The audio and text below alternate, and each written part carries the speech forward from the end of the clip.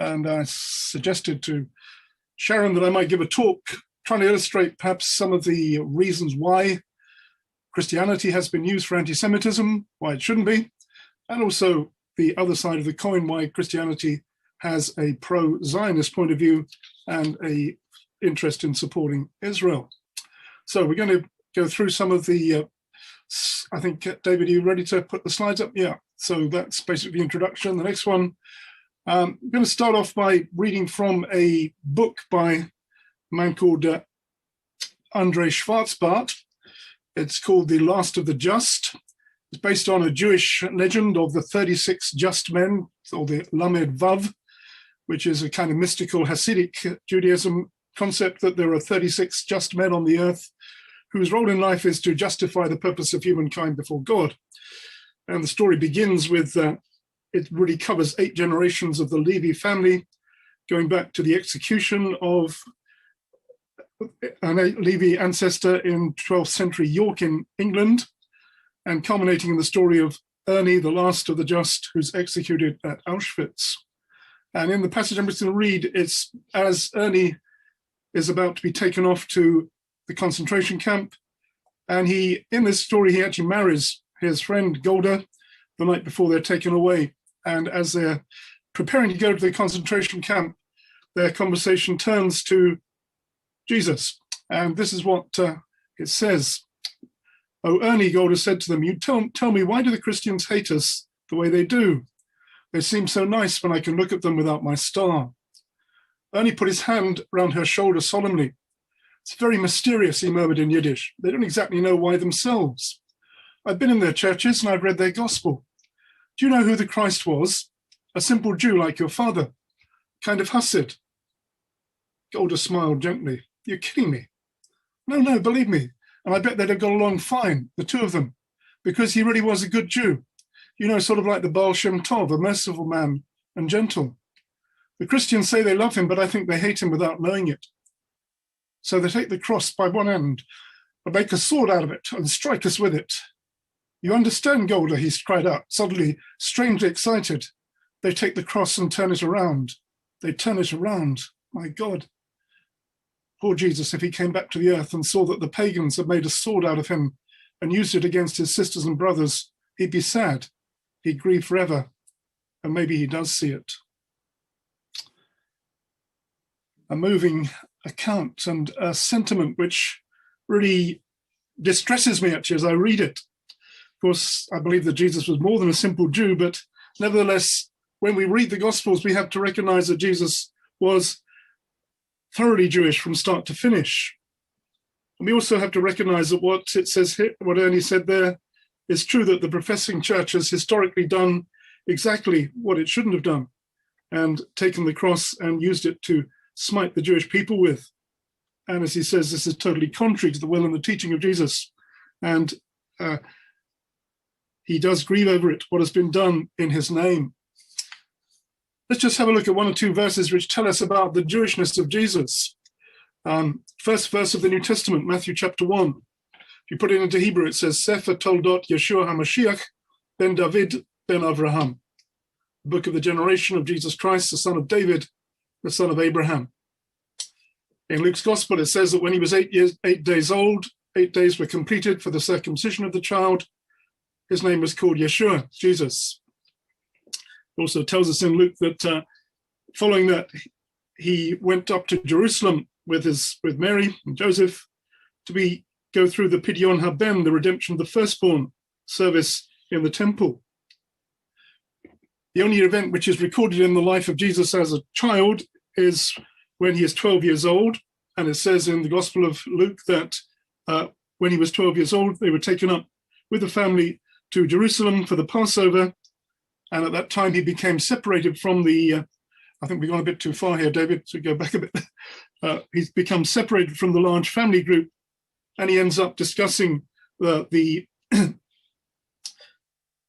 issues of the Torah with the teachers in the temple. Even one further back. Then in Luke chapter 4, it says, at the beginning of his ministry, he goes around Galilee teaching in the synagogues, then goes to his hometown in Nazareth. And it says So he came to Nazareth, where he had been brought up, and as his custom was, he went into the synagogue on the Sabbath day and stood up to read. He was handed the book of the prophet Isaiah. But it says, as his custom was, he went into the synagogue on the Sabbath to read.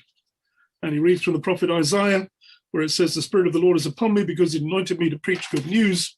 And he applies it to himself and his purpose of coming into the world. We see also that if you look in the New Testament, all of his disciples are Jewish. You look at some medieval art and you see that Peter, James, and John, who are good Christian boys, given Christian names, all look like English people or Germans. And Judas, the bad guy, he's always looks very Jewish. But in fact, they're all Jewish. Peter is Shimon, Kepha. James is Yaakov. John is Yochanan. And they're all Jewish disciples of Jesus. He tells his disciples not to go to the Gentiles, but to go to the lost sheep of the house of Israel. Okay, move on now. He tells a Samaritan woman that salvation is of the Jews in John's Gospel. It says he's not come to destroy the Torah, but to fulfill it. Matthew chapter 5. And he answers the question, which is the greatest of the commandments, by quoting the Shema in Mark chapter 12, where he says, the first of all commandments is, Hear, O Israel, the Lord our God, the Lord is one. You should love the Lord your God with all your heart, with all your soul, with all your might, and with all your strength. This is the first commandment. And the second is likewise, you should love your neighbor as yourself. There is no other commandment greater than these. A totally Jewish answer to the question, what is the greatest commandment? He participates in the Jewish festivals, in Sukkot at Feast of Tabernacles in John chapter 7, in the Passover. And of course, the Last Supper is in the context of a Seder meal. Read in Matthew chapter 26. It's in the context of the Seder meal that Jesus takes the bread and the wine and applies it to himself, but it's in the context of Passover meal.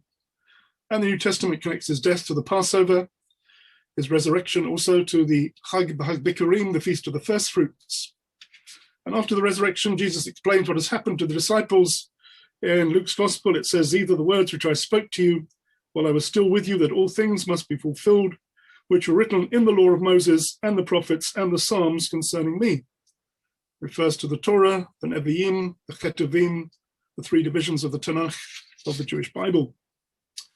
So anyone who reads these passages and reads the New Testament has to understand that Jesus is Jewish.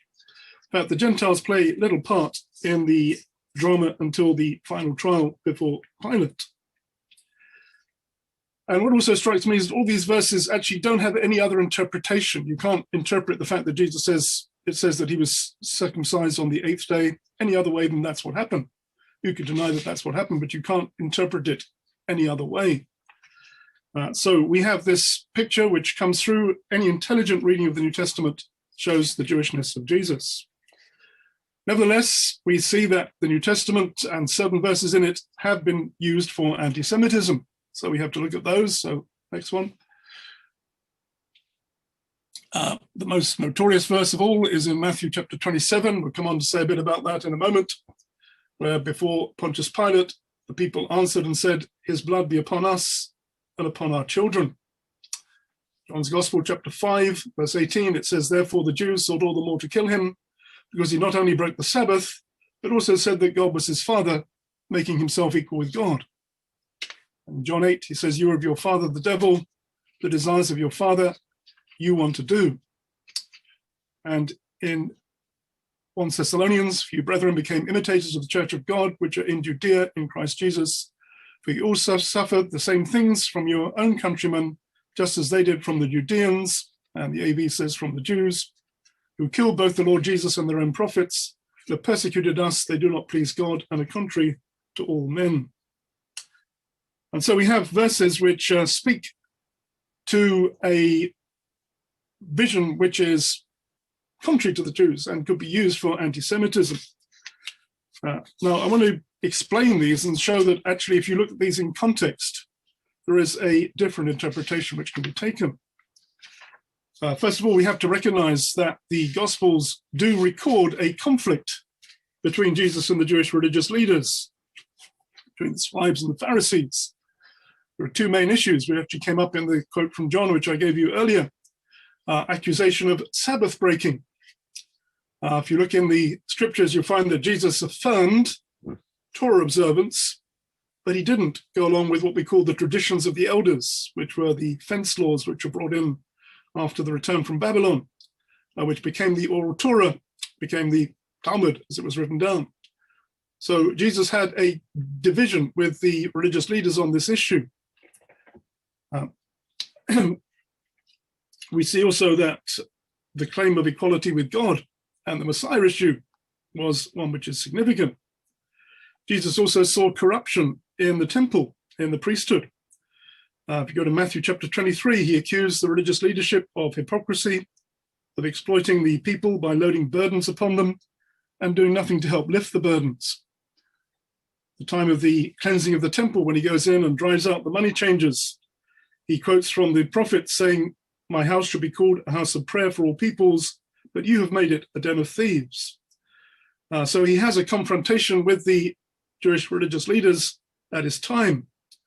Now, you could also go looking at the Hebrew scriptures, particularly the book of Jeremiah, that the prophet also had his issues with the religious leaders of his time, and that also even that they sought to kill him.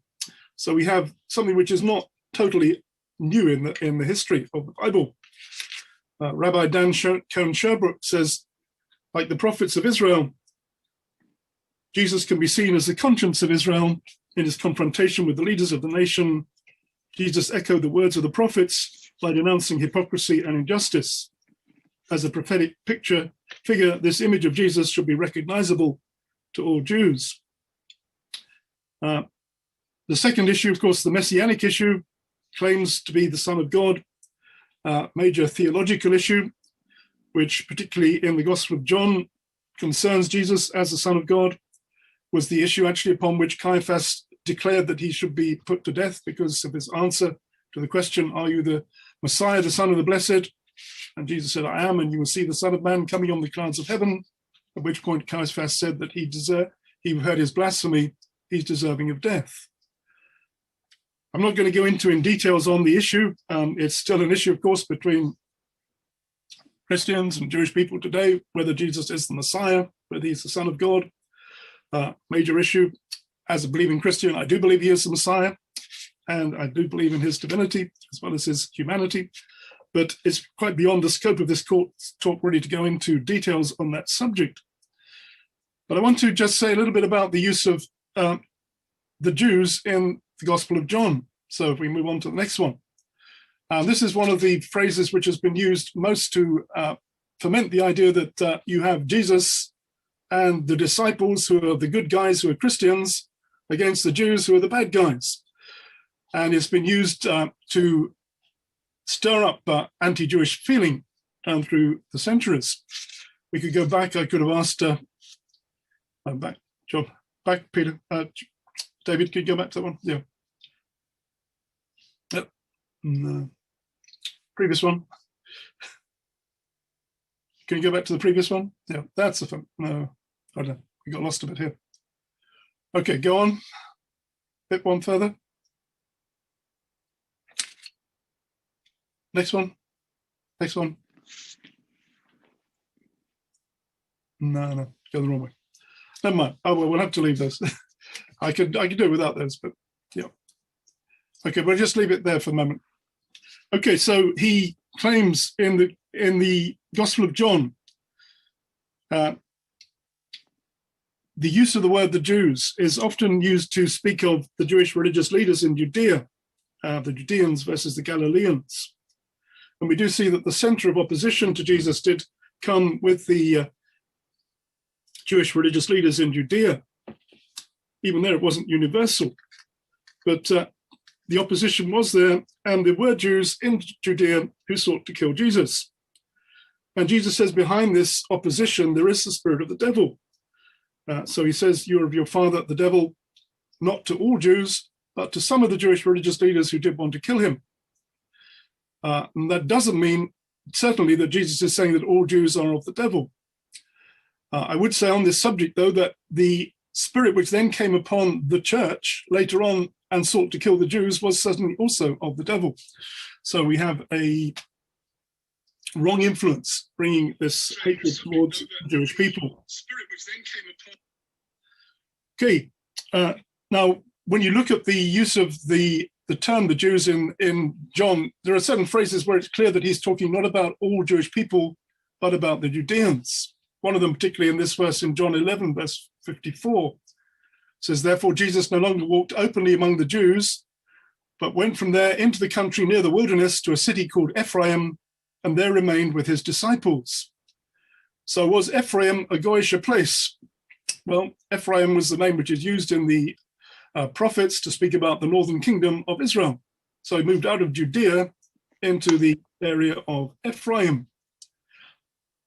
So when we read the Jews in John's Gospel, you've got to discern what he's actually meaning by it.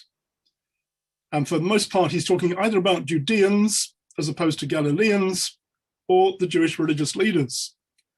Now, the Jewish religious leaders, particularly Caiaphas, the chief priest, did want Jesus to die. He was opposed to Jesus, and in one statement in John's Gospel, it says that Jesus should die for the people.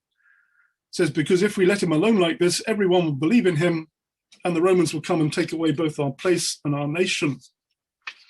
Now, this actually shows you that Jesus had a large following amongst the Jewish people. And the following was so large that Caiaphas was afraid that if he didn't do something to remove Jesus, it's going to cause some kind of a problem which would upset the Romans and would then cause the Romans to come and to take away our nation. So let's move on and look about the one about his blood be upon us and upon our children. This is the verse which has been used. It's in Matthew's Gospel, chapter 26, which has been used perhaps more than any other to say that because certain Jews made this statement before Pontius Pilate, calling for the death of Jesus, therefore the death of Jesus should be avenged upon all Jews for all time to all generations. This is clearly a false interpretation of the scripture. If you read carefully particularly in the book of Matthew, you'll see that what was happening at this time, you had a crowd which had gathered in front of Pontius Pilate in the Praetorium, probably in the Antonia fortress, which is to the north of the temple site. Scholars say there's a maximum of perhaps 500 to possibly 2,000 people who could be there. Were they all the Jewish people, the entire Jewish people? No, they were a selection of people who were probably picked by Jesus' enemies to shout for his execution. Now, estimates of the number of people who'd be in Jerusalem at this time for the Passover were in the hundreds of thousands. And many Jews who were there were for Jesus. In fact, if you look in Mark's Gospel, it says that the common people heard him gladly.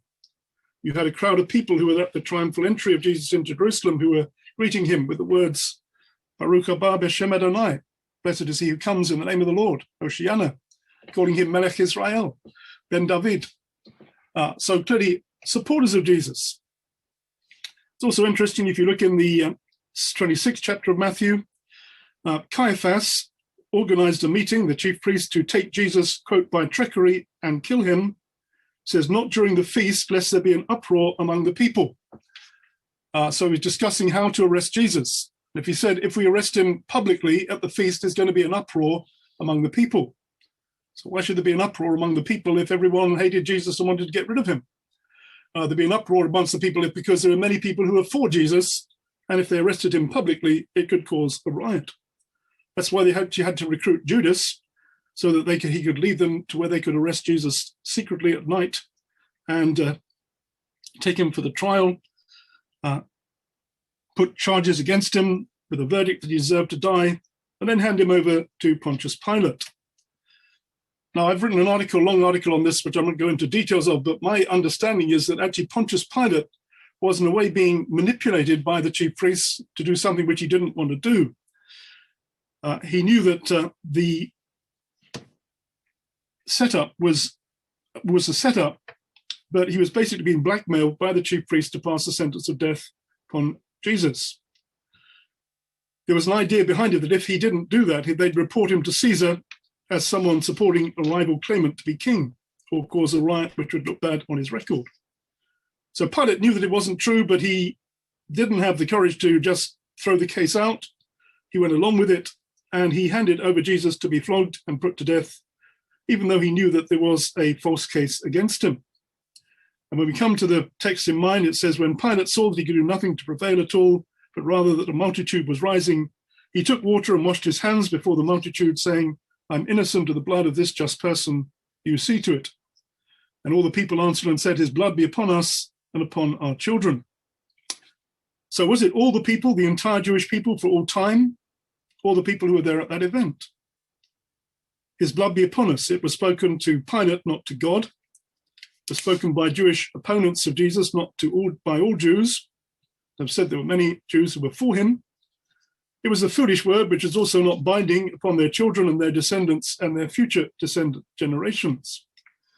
The Bible actually doesn't teach collective guilt, but personal responsibility before God. In Ezekiel chapter 18, it says, the soul that sins shall die, the son shall not bear the guilt of the father, nor the father bear the guilt of the son. The righteousness of the righteous shall be upon himself, and the wickedness of the wicked shall be upon himself. And you have similar concepts actually in the New Testament teaching. On the cross, Jesus pleads for forgiveness, not vengeance on those responsible. He says, Father, forgive them, for they know not what they do. When you come to the New Testament, it actually defines who is responsible for the death of Jesus in the book of Acts, where it says, for truly against your holy servant Jesus, whom you anointed, both Herod and Pontius Pilate with the Gentiles and the people of Israel were gathered together to do whatever your hand and your purpose determined to be done. So actually it says that it was the will of God that Jesus should die. All people were involved, Jews and Gentiles, and there's no way that this could be used as a justification for cursing all Jews at all times for the death of Jesus. Okay, let's move on and see what happened, how this develops in church history. When you look in the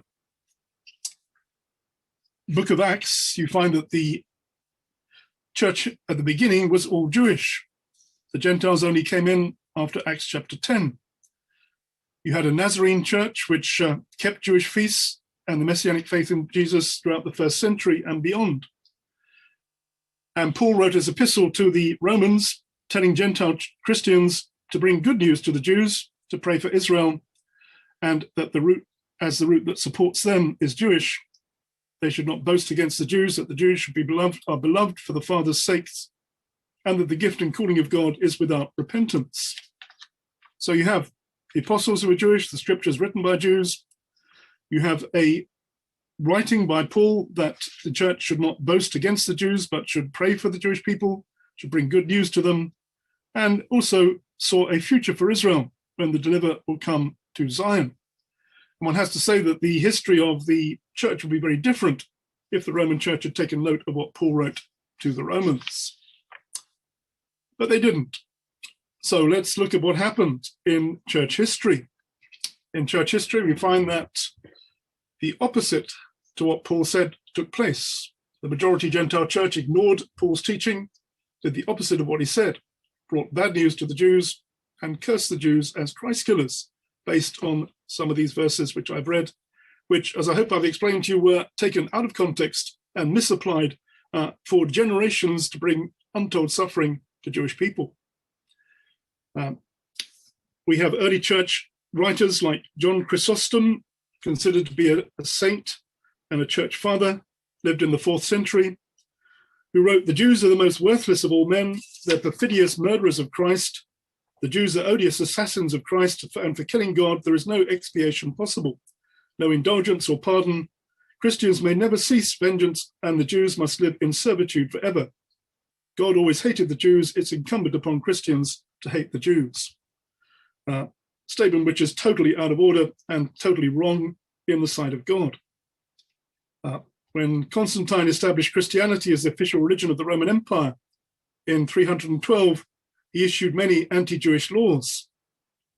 Council of Nicaea, he said it's right to demand what our reason approves, that we should have nothing in common with the Jews. The links between Christianity and Judaism are broken. The Sabbath was changed from the 7th to the first day of the week. Date of Easter was separated from the Passover. Augustine became the main theologian of the Catholic Church and taught that the church had replaced Israel, that all promises of restoration and blessing to Israel were now transferred to the church, while the curses and judgments could remain upon Israel and the Jews. This became a reinterpretation of scripture, which continued to be the dominant theme in replacement theology, both Catholic and Protestant churches. And as Christianity in its Roman Catholic form became the dominant religion of Europe, those who rejected it became the forces of the Antichrist, to be despised and rejected, i.e. the Jewish people, which led then to centuries of persecution leading up to the Crusades in 1096. As the Crusaders began their journey to the Holy Land to liberate it from the Muslims, they said, we're going to fight Christ's enemies in Palestine, i.e. the Muslims, but should we not forget our enemies in the midst, i.e. the Jews? 12,000 Jews were killed in cities along the Rhine alone. When the Crusaders captured Jerusalem in 1099, they massacred all the Jews and Muslims they could find. Pope Innocent III in 1215 condemned the Jews to eternal slavery by declaring, the Jews against whom the blood of Jesus Christ calls out, although they ought not to be killed, lest the Christian people forget the divine law, yet as wanderers ought they to remain upon the earth until their countenance be filled with shame. I don't like to read these passages out, but they speak about an attitude which had come into the church, which was totally foreign to what Jesus taught, and which was totally anti-Christian, fundamentally. Followed by ritual murder charges against the Jews, as in 1114 in Norwich, where Jews were accused of killing a Christian child at Passover time to drain its blood in order to make Passover matzahs. This hideous, ridiculous charge resurfaced time and again, most recently in the Muslim world, leading to massacres of the Jews. In 1290, King Edward I expelled all Jews from England. Spanish Inquisition against all Jewish people and non-Catholic Christians, leading to 1492, the Jews given the choice of forced baptism or expulsion from Spain. One has to say even that Martin Luther hoped initially that he would attract Jews to his Protestant faith, understanding they couldn't accept the superstitions and persecutions of Rome, but when they refused his attempts to convert them, he turned on them and uttered words of hatred which were used word for word by the Nazis in their propaganda. And you have the 19th century, the Russian Orthodox Church driving the force of the pogroms with violent attacks on Jewish communities, the kind which are portrayed in Fiddler on the Roof. They had one solution to the Jewish problem, which was 1/3 extermination, 1/3 forcible conversion to Christianity, 1/3 expulsion. And Hitler, speaking to his legal advisor in 1938, said in the Gospels, the Jews called out to Pilate when he refused to crucify Jesus, his blood be upon us and upon our children's children. Perhaps I have to fulfill this curse. A terrible history of Jewish suffering, showing the terrible truth of that most of it has been instigated by people who claim to be Christians and who brought this accusation against the Jewish people that the Jews killed Jesus and therefore are under a curse and should be persecuted by the church, which was based on a false reading of the New Testament and a denial of the true message of Jesus and the apostles. Now, one has to say that this was not the uniform narrative. For most of the time when this was taking place, the Bible itself was not available for the people to check it out. David, you've gone on. Go back to the previous one. That's the previous one. That's all. Yeah. Yeah, keep it there. Was not a uniform narrative. The Bible wasn't translated into languages which people could read. It was in Latin. Even most priests were not educated in its context. They knew the stories, but as interpreted and taught by the corrupt church to a biblically illiterate laity. With the Reformation, there came the translation of the Bible into common languages. This was actually opposed by the Catholic Church, and one reason was that they realized that if people read what the Bible actually said, they would see a huge gulf between what it said and what they taught. People like Tyndale, who translated the Bible, were burnt at the stake for doing so. Also, as we had the development of the printing press and an increase in literacy, people began to discover what the text actually says. And in 1611, you had the Authorized Version in English, and which had a huge effect upon the understanding of the Bible itself, and also an understanding of Jewish people and the prophecies of the Bible. And people began to recover the Jewish Jesus and to read some of the prophecies of restoration to Zion. Really, the prophets themselves would have been barely known by the mass of people up until this time. And as people read scriptures like Jeremiah chapter 31, hear the word of the Lord, O ye nations, he who scattered Israel will gather him as a shepherd does his flock. And Ezekiel chapter 36, I will take you from among the nations, gather you out of the countries and bring you into your own land. Isaiah 11, he will set up a banner for the nations and will assemble the outcasts of Israel, gather together the dispersed of Judah from the four corners of the earth. And Jesus' word in Luke 21, Jerusalem shall be trodden down of the Gentiles until the times of the Gentiles are fulfilled, indicating there be a time when Jewish rule of Jerusalem would return. And he connected this with the parable of the budding of the fig tree, which is seen by many commentators as a parable of the restoration of national life to Israel. And this was seen also as a sign of the second coming of Jesus in New Testament terms. So as we have the Bible in English, we have a change which brings the possibility that people can actually read the book themselves and find out what it says, which was not the case for most of the period up until this time. Very interesting book I have here called The Bible and Sword by Jewish writer Barbara Tuchman. And she says, with the translation of the Bible into English and its adaptation as its highest authority for an autonomous English church, the history, traditions, and moral law of the Hebrew nation became part of the English culture, became for a period of 3 centuries the most powerful single influence on that culture. It linked, to repeat Matthew Arnold's phrase, the genius of the and history of us English to the genius and history of the Hebrew people. This is far from saying that it made England a Judeo-phile nation, but without the background of the English Bible, it's doubtful that the Balfour Declaration would ever have been issued in the name of the British government or the mandate for Palestine undertaken, even given the strategic factors that later came into play. And as we see, you can move on to the next one, David. As we look at what happened in the following times, we find that the 17th century Puritans discovered the Hebrew roots of the Bible and prophecy. There was a couple called Joanna and Ebenezer Cartwright, who in 1649 wrote a petition to the government of England and Holland that this nation of England, with the inhabitants of the Netherlands, shall be the first and readiest to transport Israel's sons and daughters in their ships to the land promised to their forefathers, Abraham, Isaac, and Jacob, for an everlasting inheritance.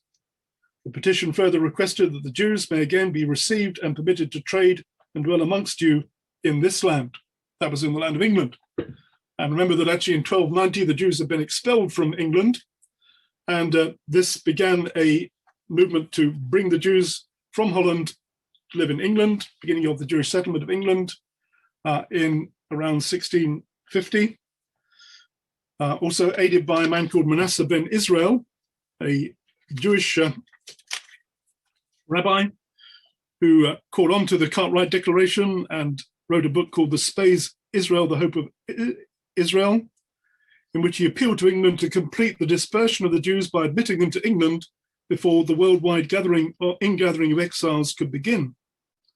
And in 1655, Cromwell agreed to this, saying that England should atone for its past cruelties to the Jews, the more so as we are children of the same father, Abraham, they naturally after the flesh, we believers after the spirit.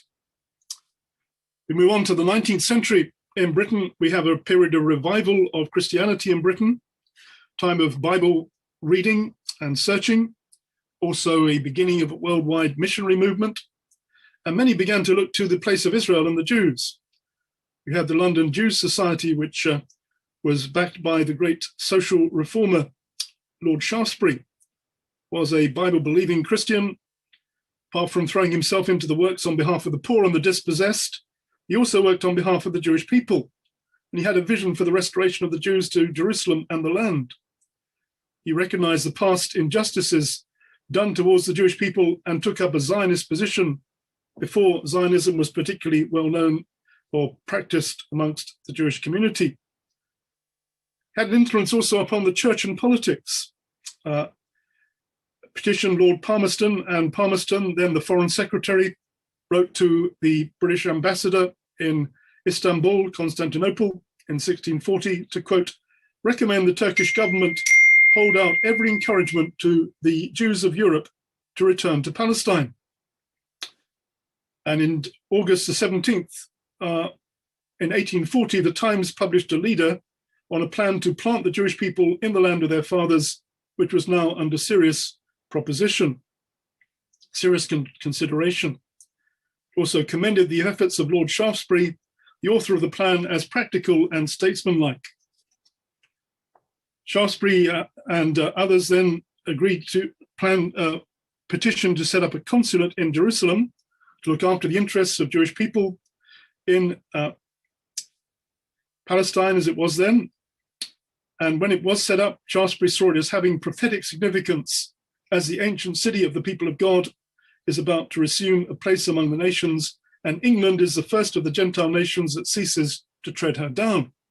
Quoting there from Jesus' words about Jerusalem being trodden down of the Gentiles, and seeing this as the beginning of the process which would lead to the Jewish population returning to Jerusalem. It's also followed by the establishment of Christ Church Jerusalem, which was founded as in the grounds of the consulate, and had the work to pave the way for the return of the Jews to the land and look after their welfare. And today you can go to Christ Church, which is just inside the Jaffa Gate, and they also have a museum there which shows some of the ways in which the church was working towards the return of the Jewish people and to building up the Jewish community in Palestine as it was then. We move on towards the end of the 19th century, and Herzl writing his book, Der Judenstaat, the Jewish State, which was read by an English clergyman who was the chaplain to the British Embassy in Vienna, a man called Reverend William Heckler, who, when he read Herzl's book, was quite astounded by it and went to visit Herzl, and he said these words, Dr. Herzl, I stand before you. For years I've been waiting for you. For years I've announced you to princes and to statesmen, the ecclesiastical dignitaries I've encountered. I prepared the way for you. The hour has come. Your idea will triumph. Consider me at your service in our common cause. Your book is inspired, even though you may not realize it. And it is as well this way. This is the way God works. You have, for like all the world and like all the Jews in this city, you've forgotten the prophets. You no longer accord to them their rightful place, but you are of your people, and your prophets, involved for all time in the sufferings of Israel, will never leave you in peace. Like Moses in another age, the sufferings of your people in Russia, the trial of the captain of the French army, that's Dreyfus' trial, God is calling you to your long-forgotten Jerusalem. And I say this with deep emotion and will repeat it without ceasing. God is with you. You will succeed whatever happens. And Heckler went on to encourage Herzl, to give him, he had a lot of contacts, especially in Germany, with the kind of princes and the ruling class there. And he did what he could to help Herzl in his plan to bring about the return of the Jews to Israel. And he was there at the First Zionist Congress, encouraging Herzl at that moment. So he was a Christian Zionist before the state of Israel, looking for the return of the Jewish people to Israel. We see also there was a major influence of the Bible and Christians upon the Balfour Declaration, and a partnership which was made between Chaim Weizmann and Lord Balfour. Interestingly, Weizmann actually wrote to how political leaders of his day were sympathetic to Zionism on the basis of the Bible. He addressed the Jewish Board of Deputies in 1917 and said, men like Balfour, Churchill, Lloyd George were deeply religious and believed in the Bible, that to them the return of the Jewish people to Palestine was a reality, so that we Zionists represent to them a great tradition for which they had enormous respect. And Barbara Tuchman writes about this and speaks about the influences upon upon Balfour. He said, long before he ever heard of Zionism, Balfour, steeped in the Bible from childhood, had felt a particular interest in the people of the book. According to his niece, companion and lifelong biographer, Mrs. Dugdale, it was a lifelong interest that originated in the Old Testament training of his mother and in his Scottish upbringing. As he grew up, his intellectual admiration and sympathy for certain aspects of Jewish philosophy and culture also grew, and the problem of the Jew in the modern world seemed to him of immense importance. He always talked eagerly on this idea, and I remember in childhood imbibing from him the idea that Christian religion and civilization owes to Judaism an immense, measurable debt, shamefully ill repaid. And this led to the British government approving the Balfour Declaration, which will be followed by the Balfour Declaration, of course, saying that His Majesty's government views with favour the establishment of a Jewish homeland in Palestine. Balfour Declaration to be ratified by the League of Nations at the San Remo Conference in 1920, which confirmed the mandate of Palestine to Britain and supported the concept of the Balfour Declaration. And many have said that without this, it's unlikely that the UN would have passed the resolution for the partition of Palestine in 1947, which led to the establishment of the State of Israel in 1948. So we can see that there is a historical kind of link which goes from the time of the Reformation, particularly through the 19th century, up until the founding of the state, of Christians who supported the idea of a return of the Jews to Israel and the establishment of a Jewish homeland in Palestine, to be the State of Israel. Sadly, of course, we had then the horrors of the Holocaust and even the betrayal of the Balfour Declaration by the British in Palestine, but that couldn't stop the fact that in 1947, the UN voted for the establishment, for the partition of Palestine, which led to David Ben-Gurion pronouncing the establishment of the State of Israel on May the 14th, 1948. So how does this affect Christians post-Holocaust and post the establishment of Israel? Now, of course, the Holocaust itself led to great soul searching amongst major denominations of the church, led to some repentance for anti-Semitism, a rejection of the Jews killed Jesus theology at an official level. Here's a statement from another book which tells us about these things, Hero Israel by Grattan Guinness. In Darmstadt in 1948, the Evangelical Church in Germany acknowledged Christian involvement in the appalling wartime Jewish tragedy.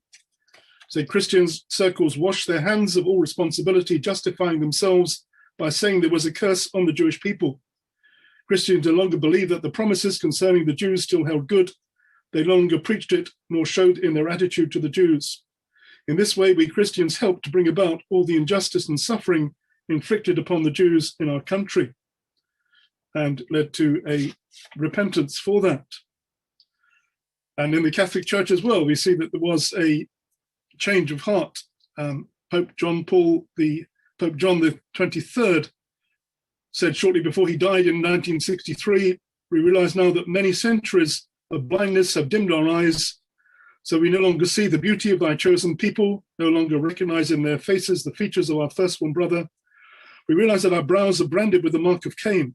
Centuries long has Abel lain in blood and tears because we had forgotten thy love. Forgive us the curse which we unjustly laid on the name of the Jews. Forgive us that with that curse we crucified thee a second time. Well, apart from dealing with the Holocaust, once the State of Israel was established, we saw that many Christians saw in this the fulfillment of Bible prophecy, the restoration of Israel. Many supported the right of Israel to exist. And in the following years, numerous organizations developed believing that the state of Israel and the existence of Israel is right in the sight of God and is the fulfillment of prophecy. Christians also recognized Israel's immense achievements as a sign of God's favor with Israel, including its victories in wars against all the odds, 1948, 1967, 1973. And even events like the Entebbe rescue saw the hand of God in Israel's victories. Particularly 1967, which saw the fact that Jerusalem was now in Jewish hands, was seen by many as an encouragement to the ultimate redemption of Israel and Jerusalem being no longer trodden down of the Gentiles, but being the Jewish capital of the state of Israel. It's actually at that point that I came into the picture, because I remember that in 1967, I was in my second year at university, studying for my exams and reading the news and feeling that there was some important thing taking place in the Middle East and feeling very pro-Israel. And I even hitchhiked down from Cambridge to London to offer my services at a Jewish agency. They didn't need them because in 6 days they did pretty well without me. But I had this feeling there was something important taking place there. I couldn't explain why. I wasn't a Christian and I'm not Jewish, but when I became a Christian 3 years later and read the Bible, I began to see the significance of these events and the significance of Israel's restoration. Christians also supported Israel's efforts in the land becoming fertile, which was also seen as another fulfillment of prophecy. Isaiah, Ezekiel speak about trees being planted in the land, ancient cities being rebuilt, the land becoming fertile, causing the desert to blossom as a rose, to fill the face of the earth with fruit, and the export of Israel's agricultural achievements around the world, another sign of God's blessing upon Israel. And also technology and medicine and other achievements of Israel.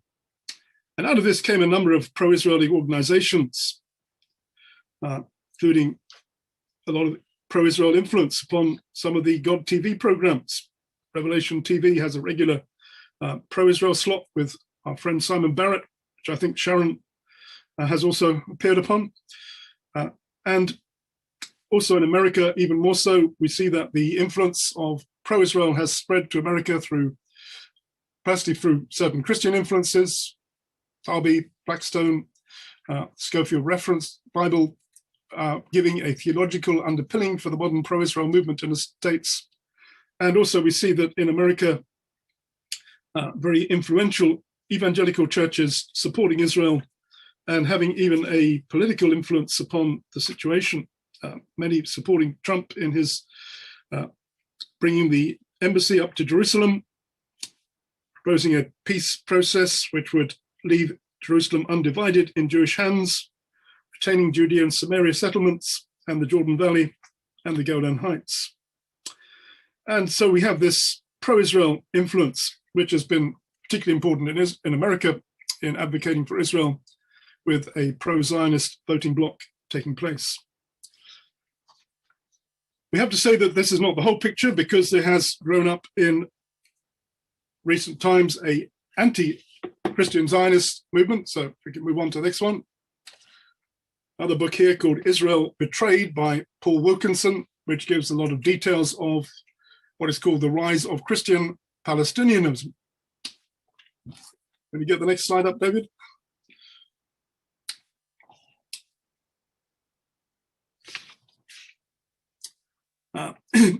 Movement called Sabael, an Arab liberation theology, which often sees Jesus as a Palestinian freedom fighter against the Jews. Yasser Arafat, speaking in Bethlehem in 1995, said, "This is the birthplace of our Lord, the Messiah, the Palestinian. We pronounce this holy land, this holy city, this city of the Palestinian Jesus, a liberated city forever." And this becomes a part of a rewrite of history by the Palestinian Authority and by these pro-Israel, pro-Palestinian Christian movement within the church to deny Israel's right to exist, to erase the Jewish people's history in the land of Israel, and invent an ancient Palestinian, Muslim, and Arab history in the land. Basically, it's a fabrication. Jesus was not a Palestinian, he was Jewish. And the whole Palestinian aspect of it is something which has been made up. One of the leaders of this movement is a man called Naim Atik. I'll quote from some of his writings here. He says, "At this Christmas time, our celebrations are marred by the destructive powers of the modern day Herods who are represented in the Israeli government. Indeed, violence breeds violence and innocent people have been killed on both sides. But the original sin is the violence of the Israeli occupation. It is the occupation that is evil and violent. It is apartheid in its ugliest form. The message for this Christmas is a call to struggle against all forms of dehumanization, domination, apartheid, racism, occupation, oppression, and ethnic cleansing. The people of the first century Palestine were looking for salvation and liberation from the oppressive yoke of the Roman Empire. Today's Palestinians are looking for salvation and liberation from the oppressive yoke of Israel. Ironically, Israel prefers to keep entrenching its occupation, expanding its illegal settlements, and devouring Palestinian land. The light of truth is beginning to shine, and it will dispel the darkness that has spread regarding Palestine. Here in Palestine, Jesus is walking the Via Dolorosa.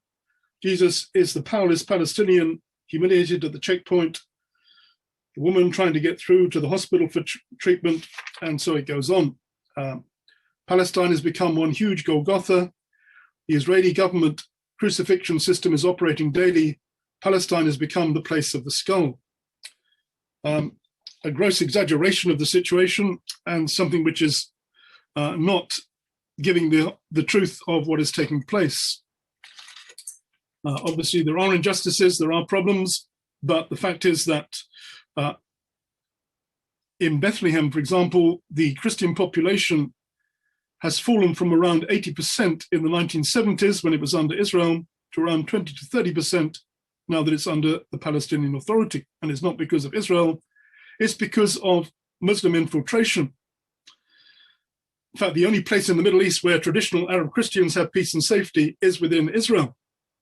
Syria, Iraq, the Palestinian Authority area, Gaza, there's been a massive decline, not because of Israel, but because of Islamic hostility. Now, the influence of Sabael and others has affected much of the church. The World Council of Churches with liberal theology has mixed traditional Christian contempt for the Jews with kind of Marxist liberation movements and liberation theology. One of the major spokesmen for this has been Stephen Sizer, I've heard of. Also, we have Garth Hewitt of the Amos Trust, Colin Chapman, author of Whose Promised Land, others who are influencing mainline churches to oppose the existence, oppose Israel and oppose Zionism. There's a call to Western Christians to reject the assumption that the Israeli occupation of Jerusalem and a large part of Palestine is somehow the fulfillment of prophecy. Church of Scotland produced a report in 2013, much influenced by Stephen Sizer, which said that the Christian Zionist viewpoint worldview has a cataclysmic consequences for religiously integrated and lasting peace in Palestine, Israel. Christian Zionism portrays an unjust God with an unjust people and seeks to exclude and expel and arguably eliminate whatever is perceived to be alien to its cause. I believe that is untrue. I'm a Christian Zionist. I believe in the state of Israel. I would like to see a just and lasting peace for Israel and the Arab world. But I know that the major problem in achieving this is that the Palestinians are, for the most part, motivated by an ideology which aims at the exclusion and expulsion of Israeli Jews and even their extermination. They may have formally renounced the Palestine National Covenant, which calls for that, but they're still acting upon it. And the Hamas Covenant does call for that. These things are never mentioned by the opponents of Israel. It's interesting that after the Oslo Accords, Arafat was accused by some of his supporters of betraying the cause by negotiating with the Jews. He said, don't worry, this is part of the phased policy which we all agreed to in 1974. The phased policy, actually the 10 points phased policy, was policy agreed by the PLO at that time to secure a territory on any part of Israel chooses to withdraw from, and then use that as a base from which to dismantle Israel. And you could say that that is basically the policy which even today the Palestinian Authority and certainly Hamas is following. supporting terror, indoctrinating their children with a hatred for Israel, and still basically aiming at the elimination of Israel. See also that they're equating Zionism with racism according to the UN formula, which is another horrible accusation. And generally they side with the Islamic movement against Israel. They don't criticize the atrocious human rights record of Islamists, but they do criticize Israel. One of the most shameful things which happened was that Stephen Sizer went to Iran, had his book on Christian Zionism translated into Farsi, addressed a whole group of high-up people in Iran with the approval of the daughter of Ayatollah Khomeini, and he spoke of Christian jihad as submission to the will of God. It's to become like Jesus. One day the whole world will be brought into submission to God's perfect will, inshallah, and we have much in common with fundamentalist Islam. Well, fundamentalist Islam is slaughtering Christians around the world, bringing terrible injustice against oppressive regimes on the suffering people of Iran, Afghanistan, wars and terror in Iraq, Syria, Lebanon, Yemen, Nigeria, much of the Sahel region of Africa, and now into Mozambique and other parts of Africa.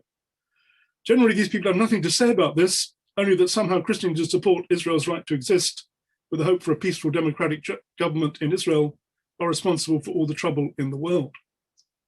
Now we see sadly that this is a major influence on a number of NGOs and Christian organizations, World Council of Churches, Presbyterian Church, the Church of Scotland, World Vision, Christian Aid, Oxfam. All of these are supporting this view, also supporting the replacement theology, really, idea of Augustine. I once did a debate with Colin Chapman, the author of Whose Promised Land. I spoke of the prophecies of the Jews coming from the north, south, east, and west to Israel in prophecy. He said this fulfilled the word of Jesus of the Gentiles coming from the north, south, east, and west into the church. Classic piece of replacement theology.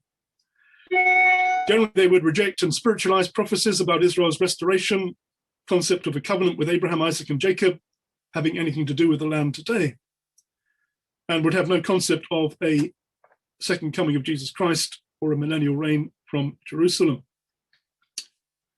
Paul Wilkinson describes the end game which they're working towards, Sabael is working towards, which is, if I can find the page, yeah. Said Sabael's vision embraces two sovereign states, Palestine and Israel, which will enter in confederation or even a federation, possibly with other neighboring countries where Jerusalem becomes the federal capital.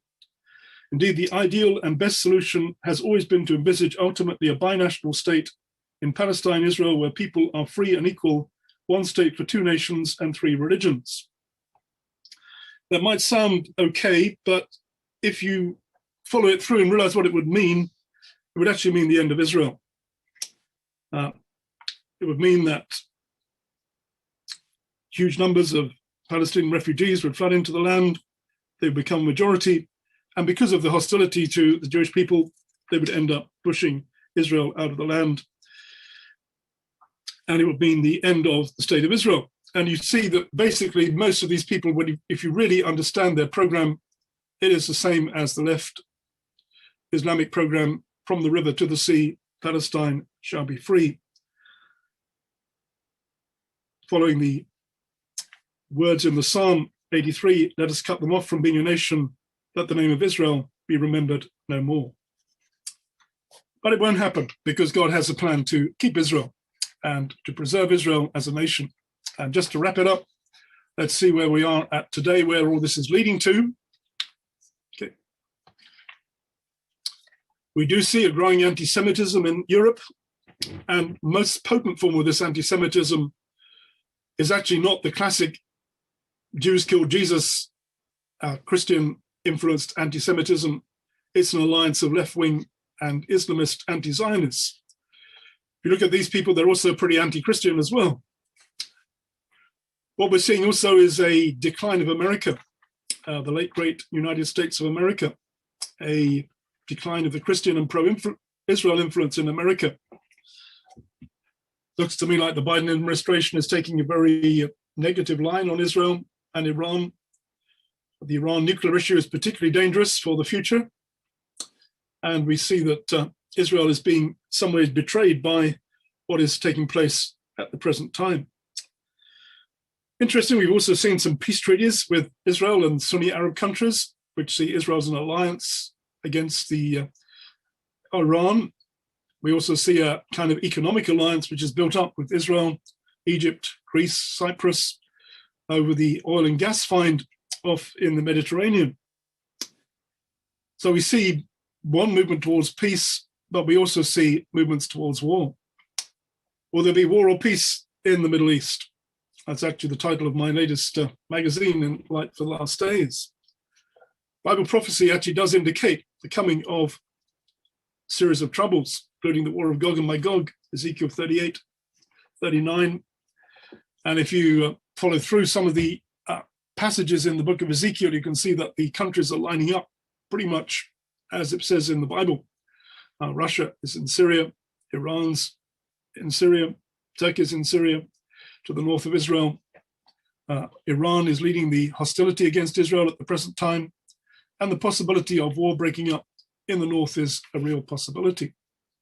We see also that Jerusalem and the West Bank, Judea and Samaria are the main issues for future of negotiations, which ties in with the prophecy in Ezekiel in Zechariah chapter 12, Jerusalem being the burdensome stone, burdening all nations. And in this, we see also that there is both a Jewish and a Christian expectation of the coming of the Messiah. I was looking at some articles by a man called Rabbi Winston, who takes Ezekiel 38, 39 literally, and Zechariah 12 to 14 literally, and sees in them the forerunners of the coming of the Jewish Messiah. He doesn't see them as the forerunning of the coming of Jesus, but as a Christian myself, I do see this as prophecies which are looking to the second coming of Jesus the Messiah, following a time of great trouble in the last days. And it looks to me very much like we are living in the last days, and we're seeing the movement towards the fulfillment of these Bible prophecies. Has both a negative, in that it says there's going to be a time of great trouble, unlike any that has been before or ever shall be, and a positive that it speaks about the coming of the Messiah, who will then bring an end to war and bring in the prophecy of Isaiah, and the Lord will reign from Jerusalem. There'll be swords into plowshares, spears into pruning hooks, and not study war anymore. And the earth will be full of the knowledge of the Lord as the waters cover the sea, a hopeful future and a hopeful end. Whatever happens, Israel high, the people of Israel live. And just in conclusion, I believe that whatever takes place in the coming days, believing Christians should stand by Israel and the Jewish people, should inform themselves of what's taking place, should pray for Israel, should love the people of Israel, and should defend them against those who come to seek to destroy them.